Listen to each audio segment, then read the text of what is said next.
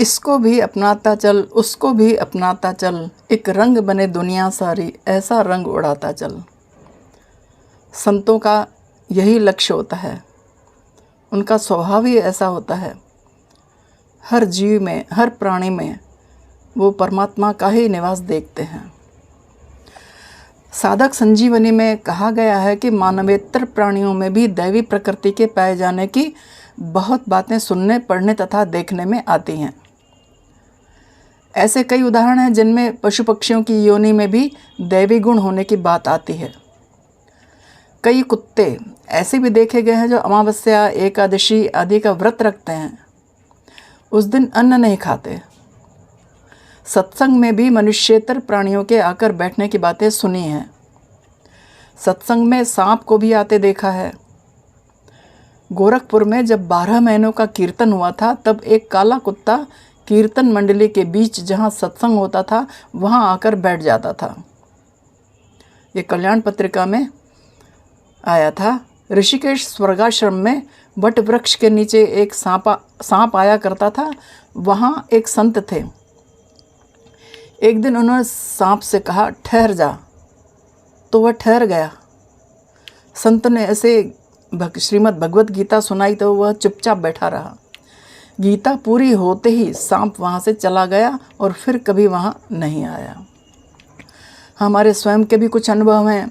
हमारे एक करीबी संबंधी के घर कहीं से एक काला बिल्ला आ गया था तथा उसी घर में रहने लगा। थोड़ी देर के लिए वह घर से बाहर जाता, फिर तुरंत खिड़की आदि के सहारे अंदर आ जाता। उसकी प्रवृत्ति अन्य बिल्लियों से भिन्न थी। किसी भी जीव जंतु को नहीं पकड़ता, दूध रोटी खाता, घर के सदस्यों को प्रणाम करता, बाहर जाता तो अन्य बिल्लियों तथा लोगों से कतरा कर वापस घर आ जाता। एक बार उनके घर सत्यनारायण की कथा का आयोजन हुआ। जैसे ही कथा प्रारंभ हुई, वह काला बिल्ला भी आकर एक कोने में बैठ गया। पूरी कथा उसने सुनी। कथा के बीच में वो एक बार भी नहीं उठा। कथा के समापन के पश्चात वह अपने स्थान से उठा, प्रसाद दिया तो उसने ग्रहण किया।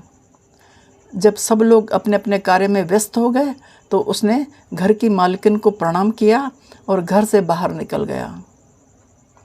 उस दिन के पश्चात वह घर में वापस नहीं लौटा। पशु पक्षियों में भी दैवी गुण पाए जाते हैं, परंतु इन गुणों का विकास केवल मनुष्य शरीर में ही संभव है। पशु पक्षी, जड़ी बूटी, वृक्ष लता आदि जितने भी स्थावर जंगम प्राणी हैं, मनुष्य को उन सब की रक्षा करनी चाहिए, क्योंकि इन सब की रक्षा के लिए ही मनुष्य को बनाया गया है। मनुष्य का यह महान कर्तव्य है कि वह इन निरीह प्राणियों की रक्षा के प्रबंध के लिए सदैव तत्पर रहे। जिस प्रकार सिद्ध योगियों के हृदय में मानवता के प्रति प्रेम हिलोरें लेता है, वैसे ही सभी जीव जंतुओं में तथा जानवरों के लिए भी उनके हृदय में बिना द्वेष के गहरा प्रेम होता है। उनके समक्ष भयंकर जंगली जानवर भी अपनी कुत्सित भावना को त्याग देते हैं। उनकी गंभीरता तथा शांत दृष्टि उन्हें शीतलता प्रदान करती है, इसलिए वे अपनी क्रूरता को भूल जाते हैं। हिंदुस्तान में कई योगियों ने भयानक घोर जंगलों में और पहाड़ों में तपस्या की है। उन्हें शेर, बाघों तथा सांपों का भय नहीं होता। ऐसे सिद्धि प्राप्त योनियों का वे बाल भी बांका नहीं कर सकते। वे शांत तथा अविचल होते हैं। स्वामी विष्णु तीर्थ जी महाराज हमारे परम गुरु के अंतर में भी अपार दया विराजती थी। मानव के प्रति कल्याण का भाव तो उनमें था ही, साथ ही साथ जीव मात्र के लिए भी उनमें दयालुता भरपूर थी। हर वस्तु, हर पुष्प, हर वनस्पति, हर वृक्ष तथा हर प्राणी में वे आत्म तत्व के ही दर्शन करते थे। उनकी दृष्टि में कोई पराया नहीं था। इन्हीं दैवी गुणों के कारण ही महात्मा लोग जहाँ जाते हैं वहीं पूजे जाते हैं। दया और स्नेह की रश्मियाँ उनके हृदय से, उनके शरीर से प्रस्फुटित होती रहती हैं। इसलिए वे आदरणीय होते हैं, वंदनीय होते हैं। उनके लिए यह कथन कितना सत्य सिद्ध होता है कि आईना आज देख के निकले थे घर से हम, आईना आज देख के निकले थे घर से हम, अपनों को देखते हैं कब पराई नज़र से हम, गुंचों से प्यार करके ये इज़्ज़त हमें मिली, चूमे कदम बहार ने गुज़रे जिधर से हम। पेड़ पौधों में भी प्राण होते हैं, वे भी बात करते हैं, उनकी बातें भी सिद्ध महापुरुष समझ जाते हैं। यह इस घटना से सिद्ध होता है। नारायणकुटी संन्यास आश्रम देवास में श्री विद्येश्वर महादेव के मंदिर के ठीक सामने नाग चंपा का एक झाड़ था। उसके नीचे नल था। आते जाते लोगों को उस पेड़ की डालियां सिर पर लगती थीं। एक महाशय पुलिस विभाग में बड़े अधिकारी थे जो आश्रम की देखरेख किया करते थे। एक दिन उनकी टोपी नाग चंपा की डालियों में उलझ गई। उन्होंने कुछ खींचकर आश्रम के चौकीदार से कहा, दोपहर को जब महाराज जी स्वामी विष्णु तीर्थ जी महाराज विश्राम के लिए अपने कमरे में चले जाएं तो इस झाड़ की डालियों को काट देना। भोजन के पश्चात महाराज जी जब अपने कमरे में चले गए तो चौकीदार हाथ में दराती लेकर जैसे ही पेड़ की डालियों को काटने के लिए उद्यत हुआ, महाराज जी ने कमरे की खिड़की से बड़ी तेज़ आवाज़ में चौकीदार को डांटा और पूछा कि किसने उसे ऐसा करने के लिए कहा है। चौकीदार ने सहम कर उन्हें सब कुछ बता दिया। महाराज जी ने उन अधिकारी महाशय को बुलाकर हिदायत दी कि भविष्य में आश्रम के किसी भी पेड़ को न काटा जाए। अधिकारी और चौकीदार हैरान थे। पेड़ को काटने की बात केवल उन दोनों के बीच हुई थी, उसे महाराज जी कैसे जान गए। कुछ दिनों के पश्चात उन महाशय ने स्वयं ही महाराज जी से यह बात पूछी। महाराज जी ने उन्हें बताया कि नाग चंपा के झाड़ ने स्वयं उन्हें यह बात बताई।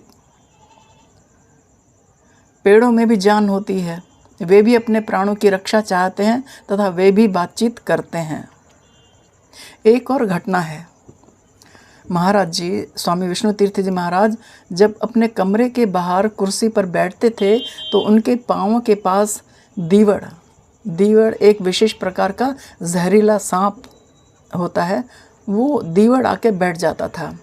वह नित्य का नियम था। लोग डरते थे परंतु महाराज जी कुछ नहीं कहते थे। एक बार उन्हीं अधिकारी महाशय ने एक साधक को उस सांप को पास के एक नाले में छोड़कर आने को कहा। उसने वैसा ही किया। अगले दिन महाराज जी जब अपनी कुर्सी पर आकर विराजे तो पैरों के पास सांप को न देखकर उसके विषय में पूछा। साधक ने उन्हें सब कुछ बता दिया। महाराज जी ने उसे वापस लाने के लिए कहा। उनकी आज्ञानुसार उस सांप को ढूंढकर उस नाले से वापस लाया गया। आश्चर्य कि वह सांप वहीं पर मौजूद था जहां उसे छोड़ा गया था। वह महाराज जी के चरणों के पास आकर बैठ गया, मानो वही उसका आश्रय हो। अब कुछ दिनों के पश्चात एक दिन महाराज जी अपने कमरे में थे। बाहर कुर्सी रखी हुई थी। वह दीवड़ सांप महाराज जी की कुर्सी के पास बैठा था। तब एक चील उड़ती हुई आई और उस सांप को अपनी चोंच में पकड़कर ले गई। महाराज जी को जब पता चला तो उन्होंने कहा कि अब उस सांप की मुक्ति हो गई है। महाराज जी सर्वशक्तिमान थे, सर्वज्ञ थे, करुणा के सागर थे। पेड़ पौधों, पशु पक्षियों तथा जीव जंतुओं के प्रति उनमें कल्याण का भाव निहित था। यह गुरुजनों की दयालुता का ही परिणाम है कि हम भी आज अध्यात्म की इस राह पर चल रहे हैं। गुरु कृपा के कारण ही साधक शिष्य अपने अभीष्ट को पाने में सक्षम हो पाता है।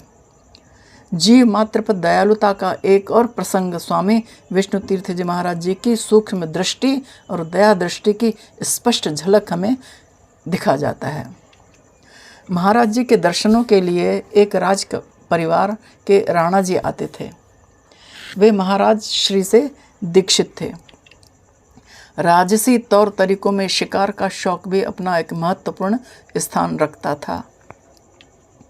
एक बार राणा जी अपने साथ एक बड़ा ही सुंदर बेदाग बड़ा सा व्याघ्र चर्म लेकर आए। महाराज जी को उन्होंने वह व्याघ्र चर्म सादर भेंट किया, इस उद्देश्य से कि वे उसे अपने आसन के रूप में प्रयोग में लाएंगे। महाराज श्री ने भी उनकी वह भेंट स्वीकार कर ली। दूसरी बार जब राणा जी आश्रम में आए तो उन्होंने व्याघ्र चर्म को वहाँ न देखकर सेवाधारी से उनके बारे में पूछा कि वह आसन कहाँ है, महाराज जी के लिए बिछाया क्यों नहीं। वह सेवक चुप रहा। उसी सेवक ने मुझे ये प्रसंग सुनाया था। महाराज जी भी कुछ नहीं बोले। उन्होंने इस बात पर अपनी कोई प्रतिक्रिया व्यक्त नहीं की तो राणा जी भी चुप रहे। तीसरी बार पुनः जब उनका आना हुआ आश्रम में, तब भी वह आसन वहाँ पर नहीं था।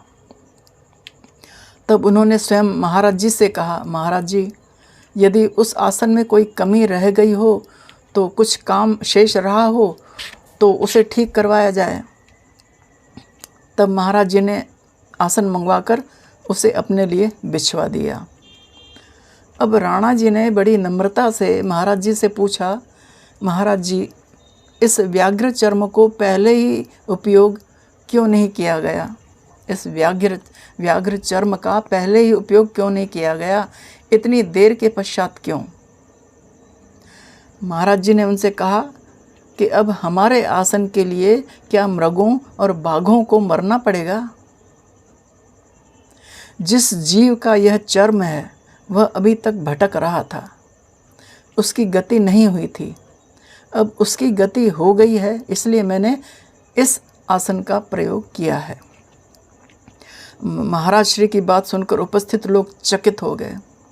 यह स्पष्ट हो गया था कि उस बाघ की भटकती आत्मा के उद्धार करने के पश्चात ही महाराज जी ने उसके चर्म का उपयोग किया। जीव मात्र के लिए कल्याण की भावना एवं उनकी सूक्ष्म दृष्टि का यह एक जीवंत उदाहरण है। एक राज परिवार महाराज जी के दर्शनों के लिए आया था। राज परिवार के साथ उनका एक नौकर भी था। वह एक भील बालक था। रानी साहिबा ने आश्रम में पहुंचकर उस बालक को बाहर ही रुकने के लिए कहा और वे सभी महाराज जी के पास आ गए दर्शनों के लिए। दर्शन लाभ लिया। दर्शन लाभ लेकर पूजन आदि से निवृत्त होकर थोड़ी देर के पश्चात महाराज जी से अनुमति लेकर वे वापस जाने के लिए तैयार होकर खड़े हो गए। महाराज जी उन्हें प्रसाद देने लगे, तभी महाराज जी ने उनसे कहा, आप लोगों के साथ एक लड़का भी आया है, वह कहाँ है? रानी साहिबा ने उस लड़के को बुलवाया। वह आया।